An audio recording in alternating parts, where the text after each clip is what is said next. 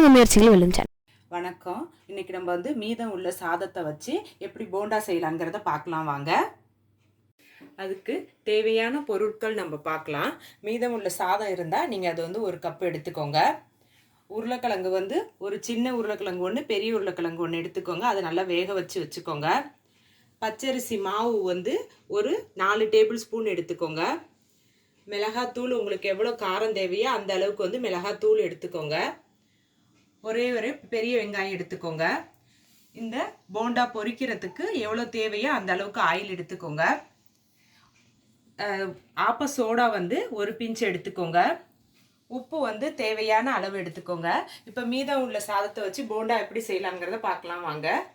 பாருங்க, வேக வச்ச உருளைக்கிழங்கோட தோல்லாம் நான் நீக்கி எடுத்து வச்சுருக்கேன் பாருங்கள். இந்த மாதிரி நீங்களே எடுத்துக்கோங்க.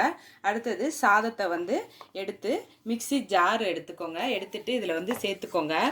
சேர்த்துட்டு அடுத்தது நம்ம உருளைக்கிழங்கு வச்சுருந்தோம் பாருங்கள். இந்த உருளைக்கிழங்கையும் நல்லா கையிலே இதை போட்டு மசிச்சு இதில் போட்டு அரைச்சிக்கோங்க.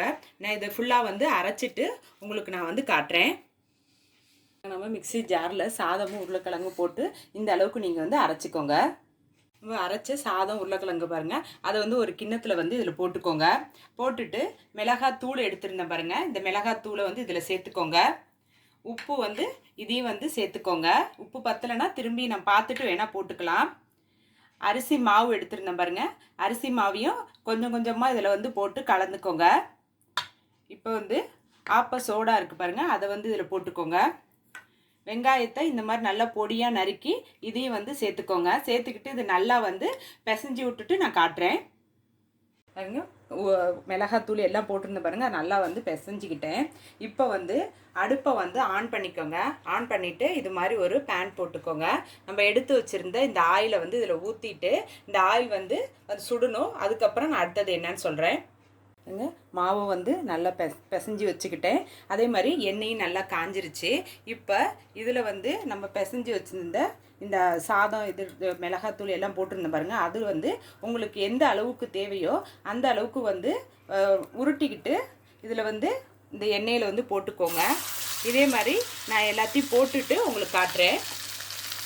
பாருங்கள், நம்ம போட்டிருந்தா நல்லா வெந்துருச்சு. இப்போ நான் இதை எடுத்து காட்டுறேன் பாருங்கள். இந்த அளவுக்கு கலரும் மாறணும். இந்த அளவுக்கு வரப்போ நீங்கள் எடுத்துருங்க. எல்லாத்தையும் நான் போட்டுக்கிட்டேன். இப்போ இந்த நாளையும் நம்ம எடுத்துக்கலாம். நீங்கள் சாதம் வேஸ்ட் ஆகுதுன்னு நினச்சிட்டு அதை நீங்கள் தூக்கி போட வேண்டாம். அதை இதே மாதிரி போண்டா நீங்கள் ஈவினிங் டைமில் பிள்ளைங்களுக்கு செஞ்சு கொடுத்தீங்கன்னா நல்லா இது நல்லா சாப்பிடுங்க பிள்ளைங்க. ஒரு சுவையான டேஸ்டான மீதம் உள்ள சாதத்தை வச்சு போண்டா நம்ம செஞ்சிட்டோம். இதே மாதிரி நீங்கள் செஞ்சு பாருங்கள். இந்த வீடியோ உங்களுக்கு பிடிச்சிருந்துச்சுன்னா லைக் பண்ணுங்கள், ஷேர் பண்ணுங்கள். உங்கள் முயற்சிகள் வெல்லும் சேனலுக்கு சப்ஸ்கிரைப் பண்ணுங்கள். நன்றி.